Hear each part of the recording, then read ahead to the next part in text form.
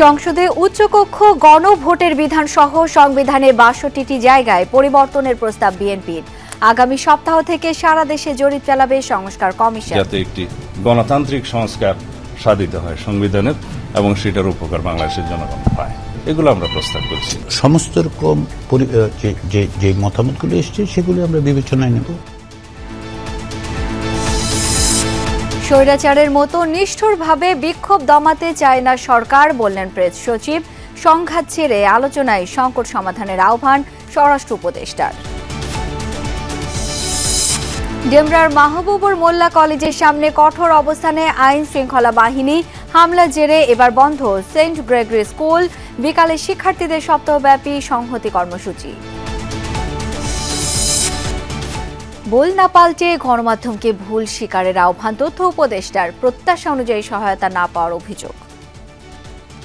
সাংবাদিকরা আসলে বাংলাদেশে কিভাবে গণমাধ্যমের ভবিষ্যৎকে দেখতে চায়, আমরা সেই জায়গাটার জন্যই সরকারের পক্ষ থেকে গণমাধ্যম সংস্কার কমিশন করা হয়েছে। কুমিল্লার বুড়িচংয়ে ট্রেনের ধাক্কায় অটোরিকশার ৫ যাত্রী নিহত, আহত ৩ জনের অবস্থা সংকটাপন্ন। নাটোরে সড়ক দুর্ঘটনায় নিহত ২ জন। পরীক্ষামূলকভাবে শুরু হলো বঙ্গবন্ধু রেল সেতুর উপর দিয়ে ট্রেন চলাচল। সিরাজগঞ্জ টাঙ্গাইলের মধ্যে চলবে ৪.৮ কিলোমিটার পথ। লেবাননে সংঘাত বন্ধে নেতানিয়াহু সম্মতি দিলেও যুদ্ধবিরতি কার্যকরে এখনো কাটেনি অনিশ্চয়তা। সর্বোচ্চ প্রচেষ্টার আশ্বাস যুক্তরাষ্ট্রের।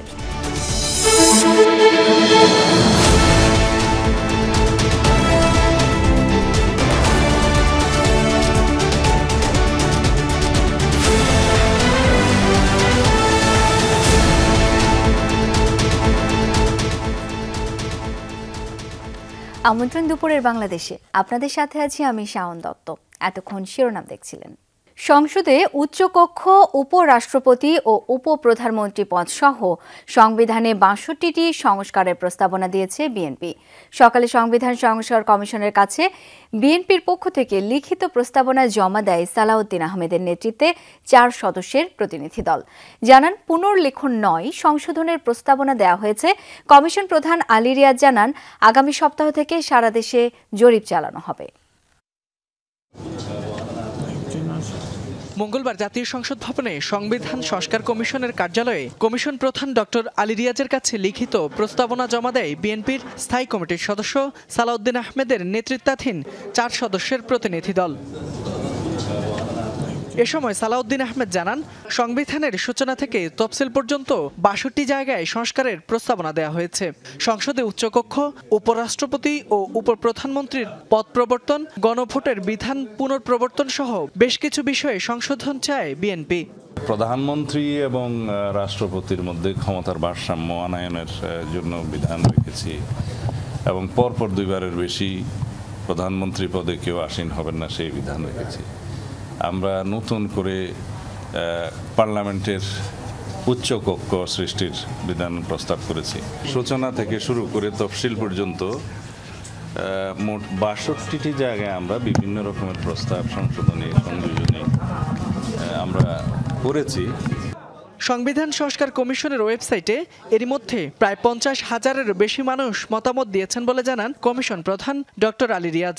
আমাদের একটা ওয়েবসাইটে আমরা মন্তব্য সংগ্রহ করেছি, তাতে প্রায় ৫০,০০০-এর বেশি মন্তব্য আমরা গতকাল পর্যন্ত পেয়েছি, মধ্যরাত্র পর্যন্ত, যেটা নির্ধারিত সময় ছিল। জানান, অংশীজনদের সকল প্রস্তাবনা বিবেচনায় নিয়ে ৫ জানুয়ারির মধ্যে সংবিধান সংস্কারের সুপারিশ জানানো হবে।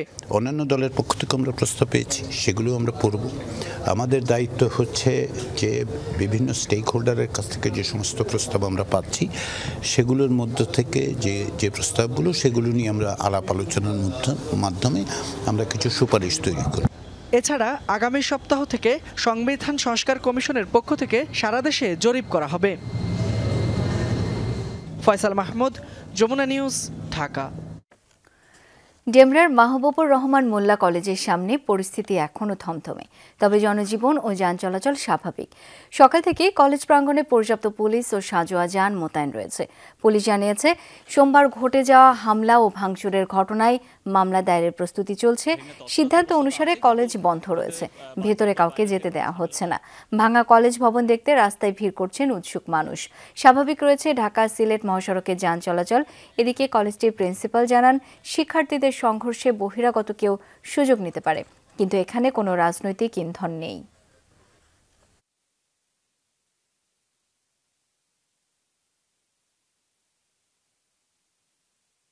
আজকে আমরা এখানে আসছি, দেখেন এখানে আমরা যাতে যান চলাচলে কোনো বিঘ্ন না ঘটে, পাশাপাশি আইন শৃঙ্খলা পরিস্থিতির অবনতি যাতে না হয়, এই কারণে আমরা এখানে আমাদের 2 প্লাটুন ফোর্স আছে। আমাদের হিসাবভুক্ত করতেছি প্রায় 50 কোটি টাকার মতন আমাদের ক্ষয়ক্ষতি হয়েছে, এটা আমাদের প্রাথমিক ধারণা। এটা আরও বেশি হতে পারে, তো এটা নিয়ে আমরা আজকে মামলা করব। স্বৈরাচারের মতো নিষ্ঠুরভাবে রায়ট কন্ট্রোল করতে চায় না অন্তর্বর্তী সরকার, এটাই সবচেয়ে বড় সীমাবদ্ধতা। সকালে এই মন্তব্য করলেন প্রধান উপদেষ্টার প্রেস সচিব শফিকুল আলম। রাজধানীতে একটি বেসরকারি বিশ্ববিদ্যালয়ের নেটওয়ার্কিং কনফারেন্সে প্রধান অতিথি ছিলেন প্রেস সচিব। সেখানেই বলেন, কঠোরভাবে সংঘাত সহিংসতা নিয়ন্ত্রণ করতে গেলেই হচ্ছে সমালোচনা। বলা হচ্ছে, বর্তমান সরকার বিগত প্রশাসনের মতোই আচরণ করছে। সামাজিক যোগাযোগ মাধ্যমে উঠছে নিন্দার ঝড়। জনগণের প্রত্যাশা পূরণ করা সরকারের জন্য একটি বড় চ্যালেঞ্জ, এমনটা উল্লেখ করেন তিনি। বলেন, বিগত সরকার জনগণের কোনো কথা শোনেনি, তাই মানুষ চাইছে অন্তর্বর্তী সরকার সবার কথা শুনুক। ছাত্রদের সহিংসতার বিষয়টি নিয়েও তদন্ত হচ্ছে। কেউ নাশকতা ছড়ানোর ষড়যন্ত্র করছে কিনা সেটাও বের করার চেষ্টা চলছে। কিছুটা সীমাবদ্ধতাও তৈরি হয়েছে। আমরা তো আগের গভর্নমেন্ট যেভাবে ব্রুটালি ক্রাউড কন্ট্রোল করতো, আমরা তো সেভাবে পারছি না। রায়ট কীভাবে কন্ট্রোল করতে হয়, এটার জন্য ওই নতুন স্ট্যান্ডার্ড প্রোটোকলের কথা আমরা চিন্তা করছি, যাতে কেউকে আঘাত না করেই আমরা কিভাবে রায়টগুলোকে বা যারা রায়টিং করছেন তাদেরকে আমরা ডিসপার্স করতে পারি। শিক্ষার্থীদের প্রতি কঠোর হতে চায় না সরকার, রাস্তা অবরোধ না করে সোহরাওয়ার্দী উদ্যানে এসেও দাবি জানাতে পারে তারা, এমনটাই বলেছেন স্বরাষ্ট্র উপদেষ্টা অবসরপ্রাপ্ত লেফটেন্যান্ট জেনারেল মোহাম্মদ জাহাঙ্গীর আলম চৌধুরী। দুপুরে সুনামগঞ্জের ফসল রক্ষা বাঁধ নির্মাণের আগে হাওর পরিদর্শনে যান তিনি। বলেন, শিক্ষার্থীদের দাবি থাকলে আলাপ আলোচনার মাধ্যমে সমাধানের চেষ্টা করতে হবে। সরকার চাই শান্তিপূর্ণভাবে সমাধানে এগিয়ে আসুক ছাত্ররা। এ সময় তার সফর সঙ্গী ছিলেন পরিবেশ উপদেষ্টা সৈয়দা রিজওয়ানা হাসান। হাওরের ফসল রক্ষা বাঁধের কাজে অনিয়ম ও বিলম্ব যেন না হয়, সেই ব্যাপারে আগাম ব্যবস্থা নেবে সরকার। এর আগে দুজনে তাহিরপুরের মাটিয়ান হাওরের বিভিন্ন এলাকা পরিদর্শন করেন।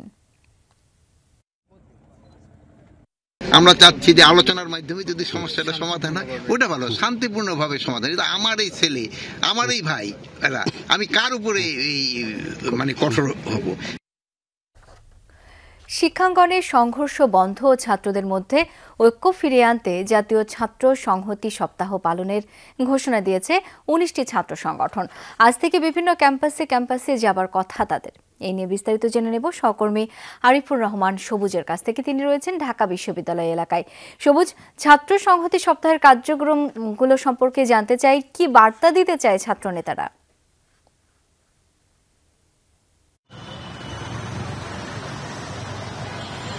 মূলত বার্তা একটি, গত কিছুদিন ধরে যে চলমান অস্থিরতা তৈরি হয়েছে বিভিন্ন শিক্ষা প্রতিষ্ঠান ঘিরে, এবং এটি ঢাকার ভেতরেই যে শিক্ষা প্রতিষ্ঠানগুলো রয়েছে সেগুলো ঘিরেই, সেখানে বৈষম্য বিরোধী ছাত্র আন্দোলন যেটি মনে করছে এখানে ষড়যন্ত্র না হলে এইরকমভাবে ধারাবাহিকভাবে এইরকম অস্থিরতা আসলে তৈরি হতো না, যার কারণে এই ঐক্যের ডাক, অর্থাৎ 19টি যে ছাত্র সংগঠন রয়েছে তাদেরকে নিয়ে এই যে বিভেদ তৈরির যে চেষ্টা সেটিকে যেন প্রতিহত করা যায়, সে কারণেই এই ছাত্র সংহতি সপ্তাহ। এবং এই ছাত্র সংহতি সপ্তাহের কাজ ইতিমধ্যেই শুরু হয়ে গেছে কারণ তারা বলছেন, বা বৈষম্য বিরোধী ছাত্র আন্দোলন যেহেতু এই ছাত্র সংহতি সপ্তাহের নেতৃত্বে দিচ্ছেন, তারা যেটি বলছেন যে বিভিন্ন শিক্ষা প্রতিষ্ঠানে তাদের প্রতিনিধিরা এমনিতেই আছেন, সেই প্রতিনিধিরা তাদের শিক্ষা প্রতিষ্ঠানের যারা শিক্ষার্থী রয়েছেন তাদের সঙ্গে কথা বলছেন। এবং এর পাশাপাশি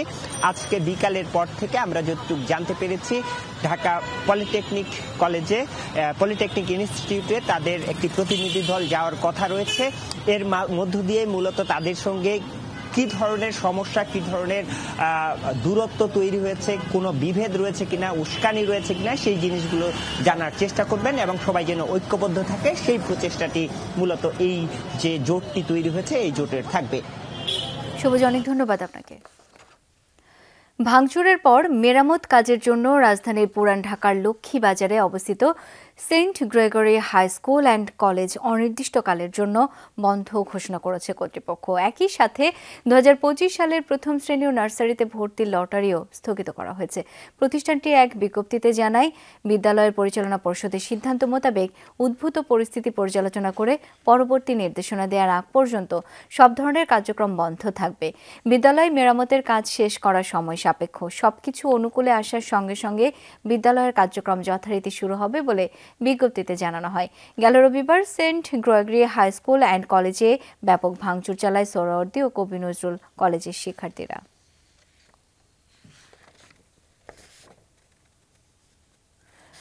কুমিল্লায় ট্রেনের ধাক্কায় ব্যাটারি চালিত অটোরিকশার 5 যাত্রী নিহত হয়েছে, আহত কমপক্ষে 3 জন।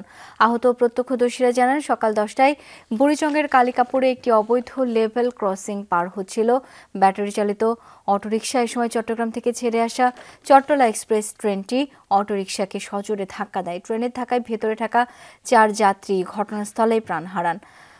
হাসপাতালে নেয়ার পথে আরও 1 যাত্রীর মৃত্যু হয়। নিহতদের মধ্যে 3 জন নারী, অন্য 2 জন পুরুষ।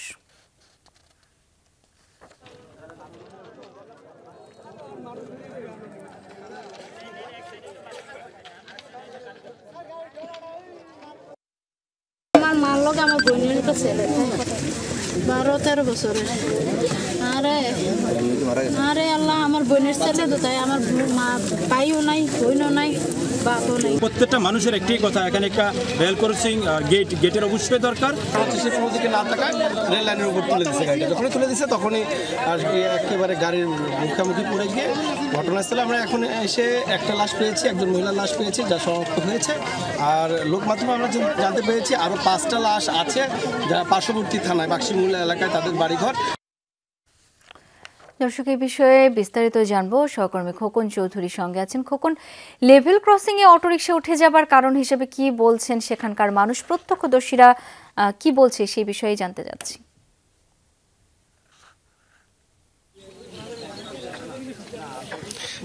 শাওন, আমরা আসলে এর আগের সংবাদগুলো তো জানিয়েছিলাম যে এখানে যে লেভেল ক্রসিংটি রয়েছে সেটি আসলে অরক্ষিত, অর্থাৎ এখানে কোনো গেট নেই। গেট না থাকার একটি কারণ, আর অন্য একটি কারণ যেটি প্রধান সেটি হচ্ছে যে অটোরিকশা চালক ছিলেন, তার যে অটোরিকশা নিয়ে এই লেভেল ক্রসিং এর উপর উঠছেন সে অসতর্ক অবস্থায় কিন্তু উঠেছেন। অর্থাৎ দুদিক থেকেই কিন্তু দেখা যায়, যেদিক থেকে ট্রেন আসুক দেখা যায় সেই ট্রেন সেটি লক্ষ্য করেও কিন্তু যারা স্থানীয়রা বলছেন তারা যেটি আমাদেরকে জানিয়েছেন, ট্রেনটি লক্ষ্য করেও কিন্তু সড়কে অসাবধানতাবশত উঠে যাওয়ার ফলেই কিন্তু এই দুর্ঘটনার শিকার হয়। এবং এখানে কিন্তু এখন পর্যন্ত আমরা যে 5 জন যে খবরটি শুনিয়েছি, 5 জন মারা গিয়েছেন, এর মধ্যে 3 জনই কিন্তু নারী, এর মধ্যে 1 জন রয়েছেন কিন্তু 8 মাসের অন্তঃসত্ত্বা। আরেকজন নারীরও আমরা নাম পেয়েছি। স্থানীয়রা দাবি করছেন যে এ পর্যন্ত 6 জন নিহত হয়েছেন। তবে আমরা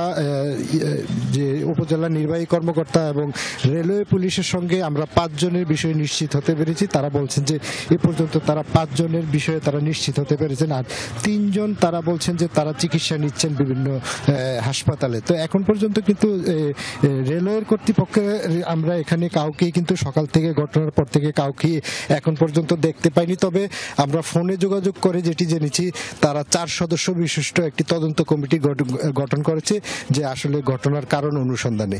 তা এখন পর্যন্ত কিন্তু রেলওয়ে কর্তৃপক্ষের কেউ ঘটনাস্থলে আসেনি। শাওন, খোকন, ধন্যবাদ আপনাকে। এদিকে নাটোরের লালপুরে সড়ক দুর্ঘটনায় 2 জন নিহত হয়েছে, আহত 1 জন। সকালে কদমচিলান এলাকায় এই দুর্ঘটনা ঘটে।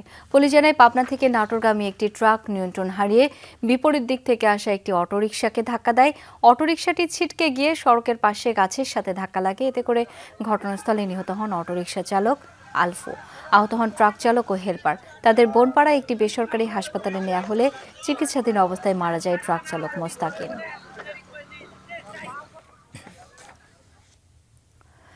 সম্মিলিত সনাতনী জাগরণ জোটের মুখপাত্র চিন্ময় কৃষ্ণ দাসকে কোনো সম্প্রদায়ের নেতা হিসেবে নয়, বরং রাষ্ট্রদ্রোহের ঘটনায় গ্রেপ্তার করা হয়েছে, এমনটাই জানিয়েছেন স্থানীয় সরকার উপদেষ্টা আসিফ মাহমুদ সজীব ভুঁইয়া। দুপুরে রংপুরের পীরগাছায় মতবিনিময় সভায় তিনি বলেন, বাংলাদেশের স্বাধীনতা, সার্বভৌমত্ব এবং রাষ্ট্রের বিরুদ্ধে কোনো ষড়যন্ত্র মেনে নেওয়া হবে না।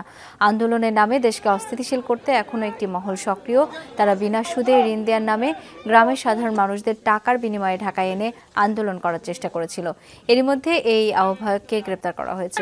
দেশের স্বাধীনতা, সার্বভৌমত্ব এবং 24-এর আকাঙ্ক্ষাকে যারাই নষ্ট করার চেষ্টা করবে তাদেরকে অপরাধী হিসেবেই আইনের আওতায় আনা হবে।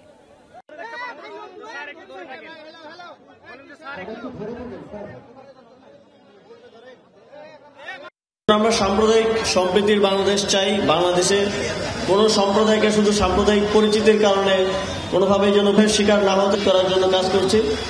তবে বাংলাদেশের সার্বভৌমত্ব, স্বাধীনতার উপর কোনো প্রকার হস্তক্ষেপ, কোনো প্রকার আঘাত আসে এবং রাষ্ট্রের প্রতি অবমাননা হয়, রাষ্ট্রদ্রোহের মতো ঘটনা ঘটলে সেক্ষেত্রে সরকার অবশ্যই কঠোর ব্যবস্থা নেবে এবং সেক্ষেত্রে একটা গ্রেফতারের ঘটনাকে কেন্দ্র করে এখন অস্থিতিশীল পরিস্থিতি তৈরির চেষ্টা করা হচ্ছে। আমরা স্পষ্টভাবে বলতে চাই, কেউ যদি রাষ্ট্রদ্রোহের মতো ঘটনায় যুক্ত থাকে, সে যেই হোক, যত বড় নেতাই হোক, তাকে কোনো প্রকার ছাড় দেওয়া হবে না। রাষ্ট্রদ্রোহ মামলায় সম্মিলিত সনাতনী জাগরণ জোটের মুখপাত্র চিন্ময় কৃষ্ণ দাসকে কারাগারে পাঠানোর নির্দেশ দিয়েছেন চট্টগ্রামের আদালত। দুপুরে মেট্রোপলিটন ম্যাজিস্ট্রেট কাজী শরীফুল ইসলামের আদালত এই আদেশ দেন। এর আগে কড়া নিরাপত্তায় চিন্ময় কৃষ্ণ দাসকে নেওয়া হয় আদালতে। সেখানে তার পক্ষের আইনজীবীরা জামিন আবেদন করেন। শুনানি শেষে জামিন না মঞ্জুর করে কারাগারে পাঠানোর নির্দেশ দেন বিচারক।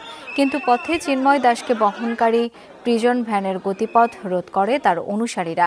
বেলা 11টা থেকে তাদের অবরোধের কারণে আটকা পড়ে আছে প্রিজন ভ্যানটি।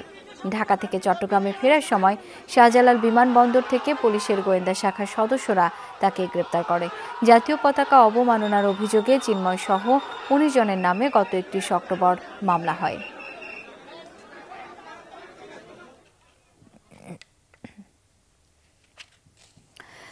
দর্শক, এই বিষয়ে আরও জানবো। এই মুহূর্তে যোগ দিচ্ছেন সহকর্মী শহীদুল সুমন। সুমন, আদালত প্রাঙ্গণ থেকে সবশেষ কি তথ্য আছে আপনার কাছে এই বিষয়ে বিস্তারিত জানাবেন আমাদের।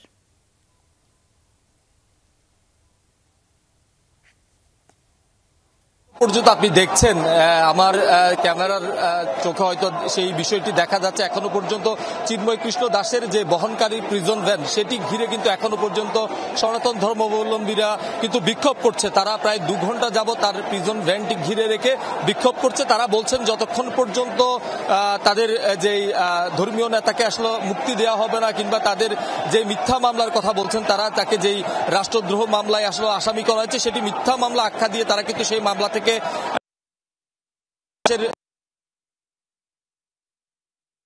দায়িত্বশীল কেউ আমাদেরকে আসলে নিশ্চিত করেনি যে আরো পর্যন্ত কোনো দায়িত্বশীল কেউ আমাদেরকে আসলে নিশ্চিত করেনি যে আরো এক দফা তার জামিন শুনানি কিংবা তার যে মামলার যে শুনানি সেটি আবার হবে। তবে সেই গুঞ্জনটি এখনো পর্যন্ত রয়েছে। তবে বিক্ষোভকারী এখনো পর্যন্ত অবস্থান করছেন। আইন শৃঙ্খলা বাহিনীর সদস্যরাও কিন্তু রয়েছেন এখানে। আমরা দেখছি যে দুপুর 12টায় যেই শুনানি হয়েছে, যে রায় এসেছে যে তার জামিন না মঞ্জুর করে তাকে কারাগারে পাঠানোর নির্দেশ দিয়েছেন, তারপর পরই কিন্তু আমরা দেখছি সনাতন ধর্মাবলম্বীরা তারা বিক্ষোভ শুরু করেন এবং তারা যে চিন্ময় কৃষ্ণ দাসের যে বহনকারী যে প্রিজন ভ্যান রয়েছে সেটি ঘিরেই কিন্তু তারা আদালত প্রাঙ্গণে বিক্ষোভ করছেন এবং সেটি কিন্তু এখনো পর্যন্ত অব্যাহত রয়েছে। আইন শৃঙ্খলা বাহিনীর সদস্যদের সাথে আমাদের কথা হয়েছে। তারা আসলে বলছেন যে তারা আলোচনা চেষ্টা চালাচ্ছেন তাদের নিবৃত্ত করার জন্য। যখনই যে এখানকার আন্দোলনকারীরা কিছুটা নিবৃত্ত হবেন, তখনই চিন্ময় কৃষ্ণ দাসকে তারা কারাগারে নিয়ে যাবেন। গতকাল বিকেলে ঢাকার একটি বিমানবন্দর থেকে তাকে আসলে গ্রেপ্তার করে ডিবি। তারপরেই আমরা দেখেছি চট্টগ্রাম থেকে একটি বিশেষ টিম গিয়ে তাকে চট্টগ্রামে নিয়ে আসেন এবং সকালে কাজী শরীফুল ইসলামের আদালতে আসলে তাকে তোলা হয়। সেখানে শুনানি শেষে তার আন্দোলনের পর গত 5 আগস্ট সরকার পরিবর্তনের পরেই আসলে চিন্ময় কৃষ্ণ দাসের নেতৃত্বে বেশ কয়েকবার সনাতন ধর্মাবলম্বীরা চট্টগ্রামে সমাবেশ করেছে। সেই সমাবেশের পরে বেশ কয়েকবার সনাতন ধর্মাবলম্বীরা চট্টগ্রামে সমাবেশ করেছে। সেই সমাবেশের পরে কিন্তু আমরা দেখেছি ফিরোজ খান নামে একজন চিন্ময় কৃষ্ণ দাস সহ 19 জনের বিরুদ্ধে একটি রাষ্ট্রদ্রোহ মামলা করেছেন এবং জাতীয় পতাকা আসলে অবমাননার অভিযোগ তার বিরুদ্ধে আনা হয়েছে। সুমন, ধন্যবাদ আপনাকে। বঙ্গবন্ধু রেল সেতুর উপর দিয়ে আজ পরীক্ষামূলকভাবে ট্রেন চলাচল শুরু হয়েছে। সকাল 9:50 একই সাথে সিরাজগঞ্জ প্রান্তের আপ এবং টাঙ্গাইল প্রান্তের ডাউন লাইন থেকে পরীক্ষামূলকভাবে চলাচল শুরু হয়। সেতুর প্রকল্প পরিচালক জানান 4.8 কিলোমিটার দৈর্ঘ্যের এই সেতুতে ঘন্টায় 10 কিলোমিটার গতিতে আপ ও ডাউন লাইনে শুরু হয়েছে টেস্ট রান। রেল সেতুটি নির্মাণে 16,780 কোটি টাকা ব্যয় করা হয়েছে, যা 2025 সালের জানুয়ারি থেকে বাণিজ্যিকভাবে রেল চলাচলের জন্য প্রস্তুত রয়েছে।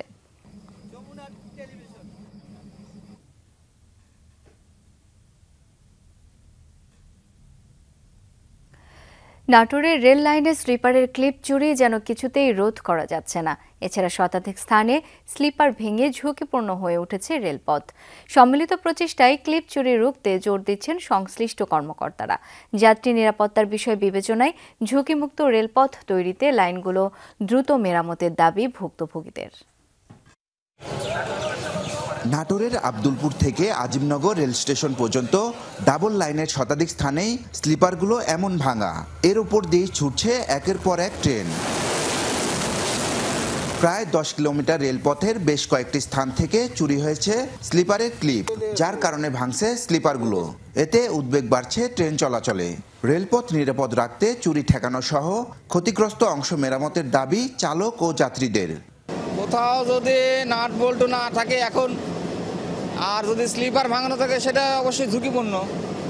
এটা মেরামত করার ব্যবস্থা করতে হবে। আনসার আগে ছিল, মেলা আনসার ছিল, নিরাপত্তা পাহারা দিত, এখন তো পাহারা কেউ দেয় না।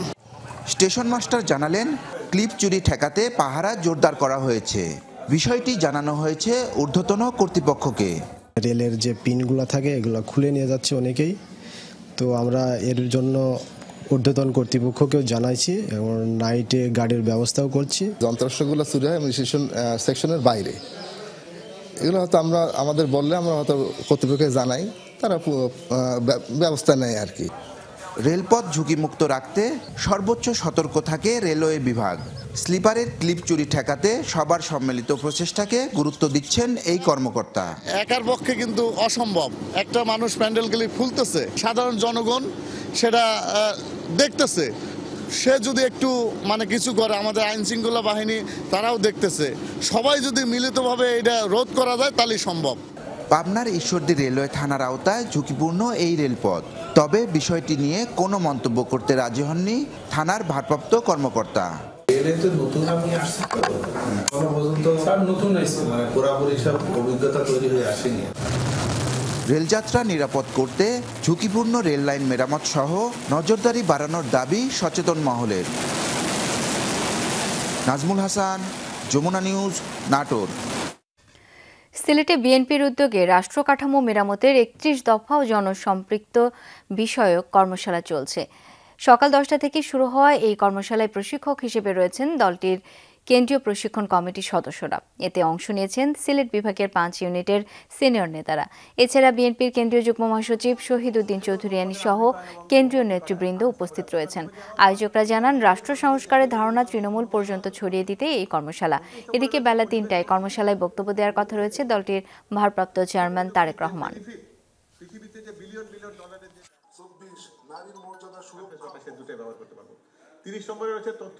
প্রশিক্ষকরা এই 31 দফা জনগণের কাছে তুলে ধরার জন্য এটার বিশ্লেষণ এবং এইগুলোর পুঙ্খানুপুঙ্খভাবে আলাপ আলোচনা এগুলো হচ্ছে। আমরা জনগণকে এটাই বোঝাতে চাচ্ছি যে বিএনপি দেশ নিয়ে ভাবে, জনগণকে নিয়ে ভাবে, জনগণের কল্যাণ নিয়ে ভাবে, আমাদের নেতা যেন সে জনগণকে নিয়ে ভাবেন। অর্থায়ন বিষয়ক জলবায়ু সম্মেলনে কাঙ্ক্ষিত অর্থই মিলল না ক্ষতিগ্রস্ত দেশগুলোর জন্য। বিশেষ করে অভিযোজন খাতে চাহিদার তুলনায় মিলেছে অর্ধেকেরও কম অর্থ।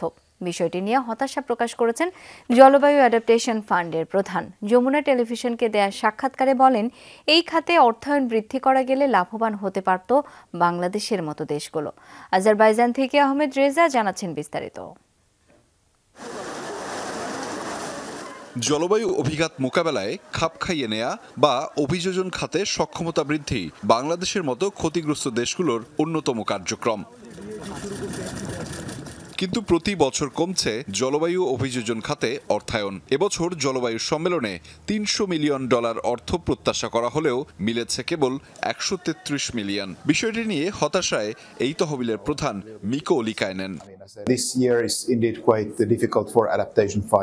আমরা সবাই জানি অভিযোজন খাত কতটা গুরুত্বপূর্ণ, কিন্তু সেখানে অর্থায়নে মনোযোগ হারাচ্ছে বিশ্ব। $300 মিলিয়ন এবছর দরকার ছিল, মিলেছে $133 মিলিয়ন। এ খাতের কার্যক্রম যে এখনো চলছে এটাই বিস্ময়কর। উন্নত দেশগুলোর অর্থায়নে স্বেচ্ছায় সহায়তা করার কথা, কিন্তু তারা অনেকটাই দেখেও না দেখার ভান করছেন। আজারবাইজানের বাকুতে যমুনা টেলিভিশনকে দেয়া এক সাক্ষাৎকারে তহবিলের প্রধান জানান, এটা 1-2 দিনের চ্যালেঞ্জ নয়, কয়েক দশকের চ্যালেঞ্জ। তবুও সর্বোচ্চ চেষ্টা করা হচ্ছে ইতিবাচক ভবিষ্যৎ নিশ্চিতের, বিশেষ করে বাংলাদেশের মতো ক্ষতিগ্রস্ত দেশগুলোর জন্য।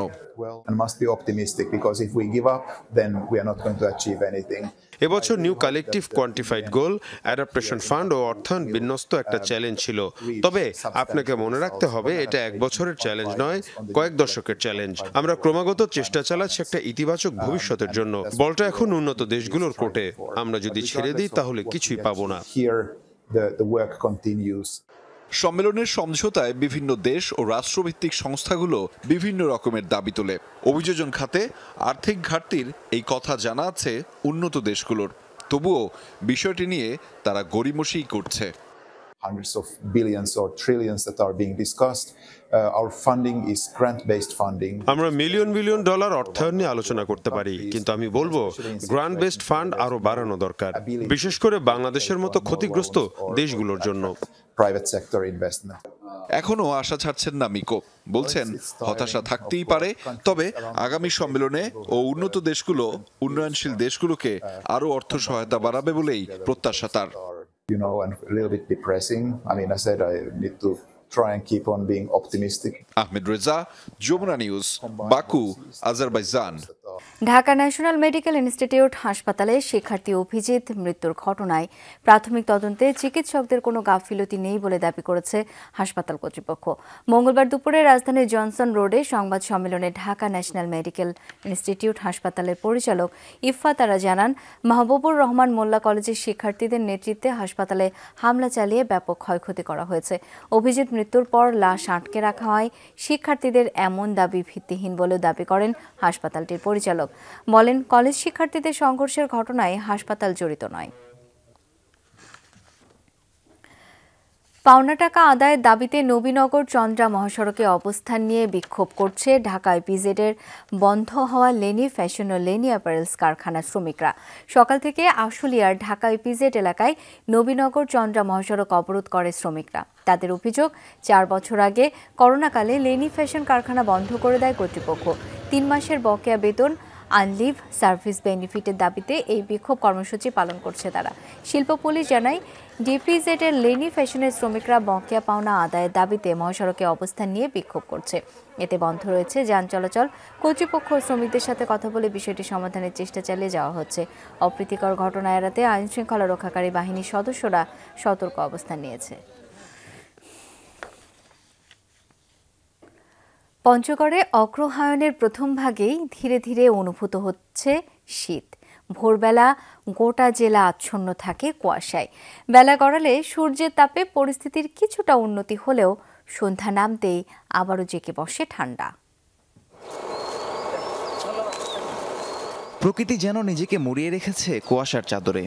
ঘড়ির কাঁটায় সকাল 7টা বাজলেও সূর্যের কিরণ কুয়াশা ভেদ করে তখনও পৌঁছায়নি সর্বোত্তরের জেলা পঞ্চগড়ে।